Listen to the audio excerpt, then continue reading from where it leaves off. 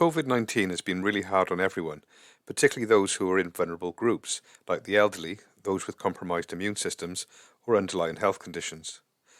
But another group affected by COVID is people who suffer from anxiety. Although the threat is not physical in most cases, the impact on their mental health can be devastating. In this video, I'm going to explain why the COVID pandemic is so challenging for people with anxiety. If you watch my videos, you will be familiar with the anxiety cycle. The anxiety cycle shows how safety behaviours fuel anxious thoughts, feelings and symptoms.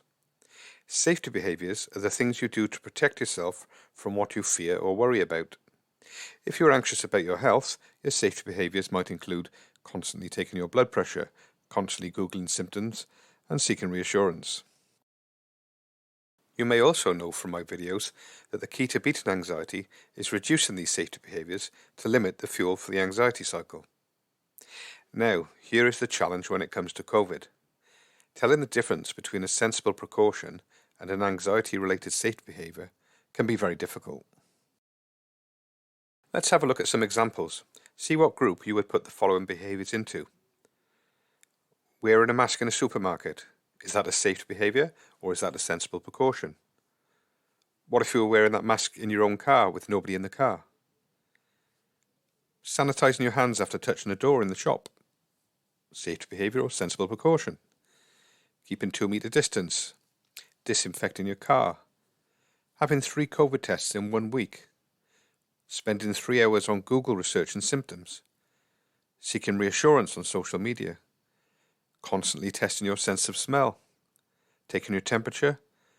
And washing your hands 10 times even though you've not touched anything. Which groups do these fit in? Are these safety behaviours or are they sensible precautions? Something like washing your hands 10 times is an obvious anxiety-related safety behaviour. Wearing a mask in a supermarket is an obvious sensible precaution, recommended by both health experts and governments. But others are not so simple. What about cleaning the groceries? British government guidelines say this is unnecessary because food handlers are required by law to have good hygiene standards. But what if you have a compromised immune system?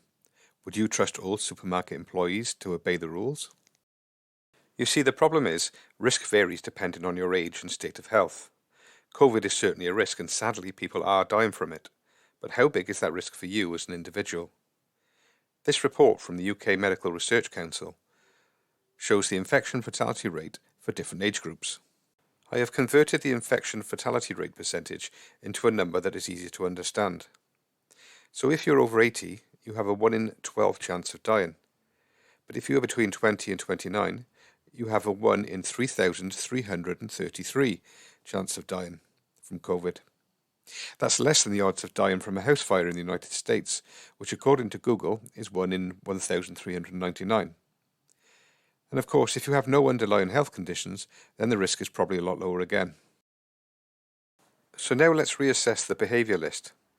Wearing a mask and keeping your distance are important to stop you getting the virus and spreading it to someone else.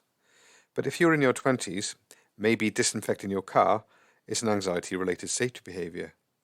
Taking your temperature several times a day is also likely to be a safety behaviour. There is no wrong or right here, you have to judge for yourself.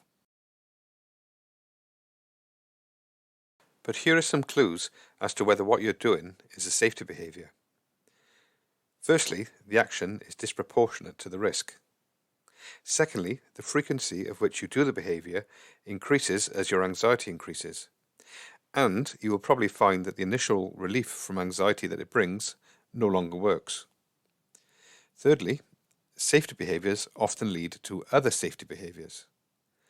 And fourthly, safety behaviours will eventually backfire and create more anxiety. For example, if you're worrying that you might have COVID, you may take your temperature, and when it reads OK, you'll feel less anxious for a moment. But before long, the anxiety returns and you take your temperature again, and again, and again. And within a few weeks, you're constantly taking your temperature.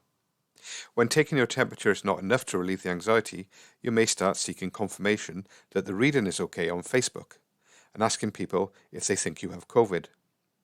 On Facebook, 10 people may say it looks fine, but one person says it looks a bit high. This one comment sends you into an absolute panic.